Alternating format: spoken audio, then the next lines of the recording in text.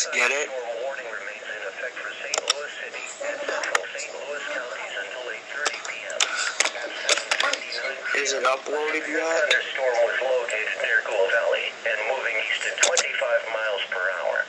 Expected hazards include 70 miles per hour wind gusts and 25 hail. 70 miles This is per a hour. radar indicated threat. 68 miles per hour wind gust was reported at Lambert St. Louis International Airport at 7:55 p.m. The following impacts are expected. Expect considerable tree damage. Damage is likely to mobile homes, roofs, and outbuildings.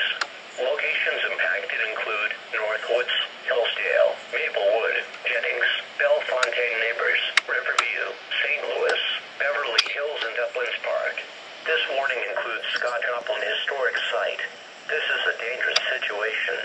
This storm is producing widespread wind damage across the St. Louis metro area. Seek shelter now inside a sturdy structure and stay away from windows. Repeating, a severe thunderstorm warning remains in effect until 8:30 p.m. for the following